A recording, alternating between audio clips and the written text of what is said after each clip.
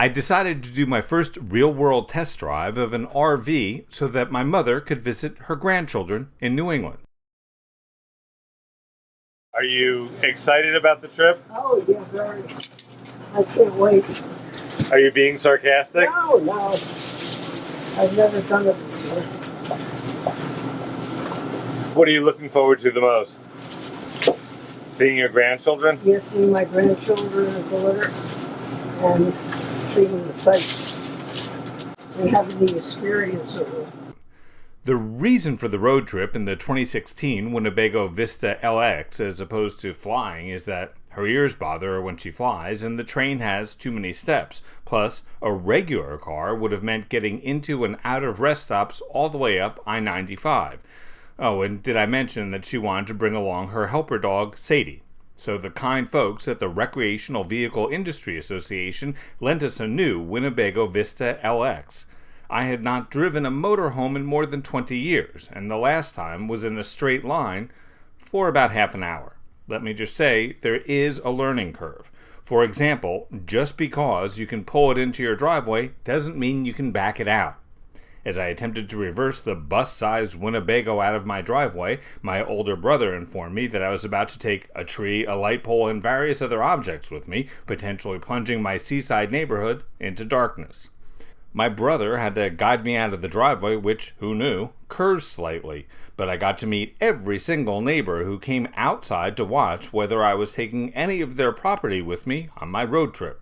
On the good side, I got to meet all the neighbors and give them a tour of the RV. Kevin Broom is a spokesperson for the RVIA, which has a website called Go RVing. The RVing runs all across the age spectrum. I mean, ownership levels are highest actually in that 35 to 54-year-old age group, but there's certainly strong ownership levels in that 55 plus. Kevin says RVs are a great way for people with mobility challenges to get around to visit family and friends. And so a lot of folks will retire, spend a lot of time in their RVs. Some folks retire and live full-time in their RV. Not a lot, but some do that.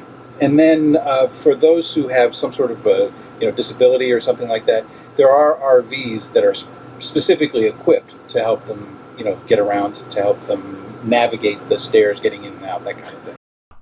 Our first stop was at the Seaport RV Resort and Campground, which is about 3 hours from home. The manager there told us that about half of their campers stay for the entire season and spend the rest of the year in Florida or somewhere else. The campground is located near the Mystic Seaport and all the attractions of that part of New England. Driving the Winnebago took a little getting used to. Now, this is a 35-foot-long RV that is 12.5 feet tall. Luckily, I noticed the ladder before removing part of a Dunkin' Donuts with a 9-foot clearance. One of the amazing parts of driving the huge RV is that it had 2 bathrooms. Yes, my mother had her own master bedroom and bath. I was pretty sure that the smell emanating from the bathroom meant that either the previous journalist had a stomach problem or someone didn't clean out the tanks. Because I'm so into doing things myself and happy to get my hands dirty, I paid a high school kid to drain the black water and gray water tanks and then hook up a freshwater hose to rinse them out. Miraculously, the odious scent of journalist's past was gone for the rest of our trip. I think this is one of the coolest things about the Winnebago. I slept up here in this power loft bed, and my mother slept all the way at the other end of the RV in her own master bedroom with her own master bath. After Mystic, we got back on the road and drove up to Normandy Farms Family Camping Resort. So when I think of camping, I think of, a pup tent and cleaning my dishes in the stream. It's not like that anymore, is it? No, we're more luxury camping. So guests can definitely bring their tent and camp out in the outback sites without water or electric, but more of them prefer to bring their big RVs, like your Winnebago that you brought, and hook up to all the amenities that we have, the cable, the free Wi-Fi, and the electric and the water and stuff. They had everything from full hookup RV spaces to platform tents and air-conditioned yurts. Marcia Galvin's family has owned the property since her distant relative was an indentured servant who was born in Normandy, who eventually paid off his debt and bought the farm in 1759. Our ancestor, Francois Daniels, came from Normandy, France, and he was in the French army and became sick. and he was taking a ship back to go to Normandy, and the ship was captured. He became an indentured servant and worked in Wrentham, Massachusetts, to pay off his shipping that for coming across the sea. And he bought the piece of land that now Normandy Farm sits on, and that was back in 1759. 1759. So you've been here. Your family has been here since 1759. So I am the 8th generation, and my children here are the 9th generation. Marcia's father turned it from farmland to a camping resort in the early 70s.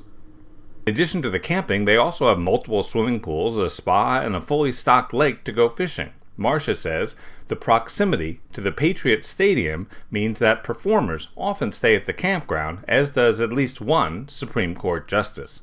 So we've had Clarence Thomas in the past. We've had Bon Jovi, Gene Simmons, just to name a few. They enjoy camping too, and why not Normandy Farms? You can rough it if you want, but that's not what we were doing. Our Winnebago had power slide-outs that seemed to make the place about twice as big as it is on the road. Power slide-out rooms were invented in 1990 by Malin Miller of Newmar. The first manual expandable rooms, which include tip-outs, push-outs, and fold-outs, appeared in the early 1970s. My sister arrived at the trailer and was stunned by the luxury. Wonderful. Can't wait to take her out by the water. My mother got to see her grandchildren and their dogs. After dinner, we went back to the RV and relaxed. The relaxing features of this unit included 5 flat-screen televisions, including one on the outside of the unit for the ultimate in tailgating, plus a double-door fridge and freezer and Corian countertops. The unit has an 80-gallon gasoline tank, which feeds a 10-cylinder Ford engine. There are also a lot of buttons and switches, zoned heating and cooling, and apparently one button that you're not supposed to hit because it turns off the generator. Yes, I hit that one, so for most of my trip home, the refrigerator, toilets, and rear air conditioning didn't work. Once I noticed my error by doing a Houston we have a problem call and flipping switches at random, things went back to normal. The fresh water tank holds 93 gallons, the black water tank holds 82 gallons, and the gray water tank holds 97 gallons. For the uninitiated like me, black water is what comes out of the RV's 2 toilets, gray water comes out of everything else. For some reason, although the Winnebago had a backup camera and 2 side cameras, it did not have GPS or a blind spot monitor. I was also a little surprised that car-like features such as keyless entry or a push-button start were also missing. Something else that was lacking was the awareness of other drivers that although I might see them merging, they really should stop texting long enough to make sure that I don't turn them into roadkill. While this is definitely the largest vehicle I've ever test-driven, I did get used to it, and I'd do it again. The 2016 Winnebago Vista LX sleeps 8 people. In case you were wondering, Winnebago says the model we drove gets between 10 and 12 miles per gallon. The total price as tested was $152,758. For our latest video test drive, subscribe to us on YouTube and follow me on Twitter at Grant Winter. For Real World Test Drive, I'm Grant Winter in Foxborough, Massachusetts.